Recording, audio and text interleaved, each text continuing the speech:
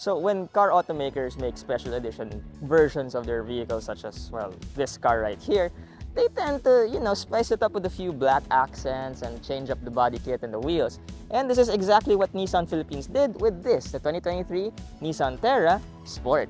So what Nissan did to this car is essentially give it a makeover with black accents all around, starting with the grille and the bumper as well. You do also get new fog light housings down here, and essentially it's still the same kit as the VL variant. Oh, and before I forget, on the sides, it does come with 18-inch alloy wheels that come in a new design, which is not available in the VL model. So moving on to the side, well, again, it's another series of black accents here. In the front fender, you also get black accented side mirrors and, of course, black door handles. It really drives home the fact that Nissan is saying once you go black, you can really never come back. Anyway, at the back, you do get a sporty spoiler. You can say that 5 times in a row. Of course, you do get its LED lights and more black accents on the lower bumper. Of course, Nissan changed things up slightly with a different tailgate design, well, accent again, which is in black with the Terra logo spelled on it. As this is the 4x4 model, yeah, you do get a 4x4 system. Strangely though, there is no reflector or rear fog here, which is available in other markets. Anyway, let's pop the trunk, and well, you don't get a lot of space back here, only enough for maybe like one small suitcase and a backpack and overnight luggage. But you do get more storage space down here, which is good for, well, hiding smaller items like this ramen from Miko. Thanks, Miko. On the inside, well, again, it's much like the VL variant of the Terra, where you get a large infotainment system with Apple CarPlay and Android Auto. Yeah, no black plastics near the shifter area, which is kind of not a good thing. And the button that folds the seats automatically for the second row, which is a nice touch, by the way. And a Bose sound system, which is actually pretty good.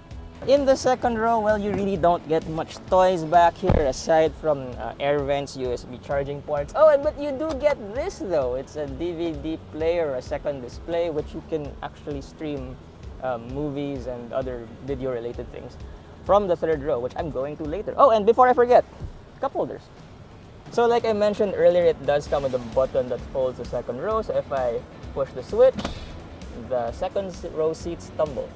Pretty cool. Okay, so third row seating is understandably tight, as this is a 7-seater. You don't really get much space back here, and well, the cushions are kind of low to the ground, so it's better off if you are a kid. However, you do get sort of like cup holders on the other side, an HDMI port here, and a USB charging port. You also do get your own vents, which is nice, but that's sort of controlled by the second row, so if they're not kind to you, well, you're screwed.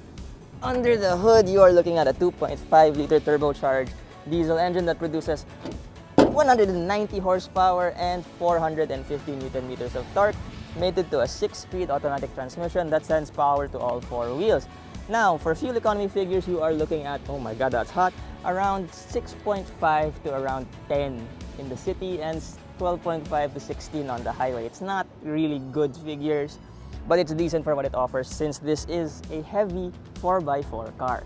I am literally burning my hands right now, but as this is the end of the engine portion, let's go out for a drive.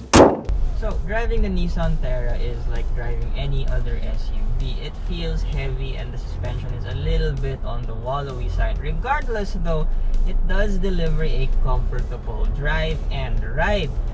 Compared to, well, its rivals, the suspension is a little bit softer, which aids in comfort. Aside from this though, power delivery is smooth, but the transmission is a little bit on the slower side. It's understandable though, because this is the 4x4 variant, which means it's carrying a little more weight compared to the 4x2 models. Now, if you're looking for the perfect sort of sweet spot between the variants, then you should go for the 4x2 GL or the 4x2 Sport instead, because it will feel a little bit lighter and you're gonna probably get a little bit more fuel economy out of that.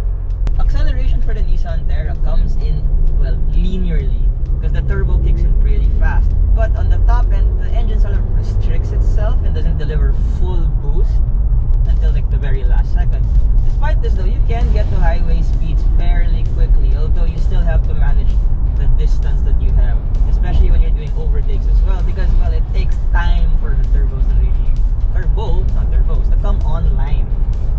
Regardless though, it's still a really good driving experience, and the car is high speeds, although the tires on this thing are a little bit noisy. But again, Nissan is trying to find the right balance between off-road capability and on-road manners. So I guess it's a little bit of a trade-off, since they're always trying to find, you know, the balance between off-roading and city use. So all in all, it's a good car. The handling is great for an SUV, and the ride is one of the best in its class. Now I say one of the best because I think the Everest has a slightly better ride quality, but still, good stuff.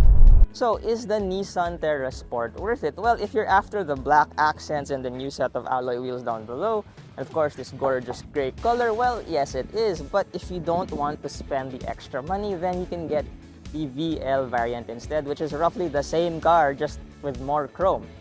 So the point is, for its price point of what, 2.4 million pesos, there are a lot of other options out there, but if you really like Nissan and, well, this nice blacked out look, then yeah, it's a really great car to purchase.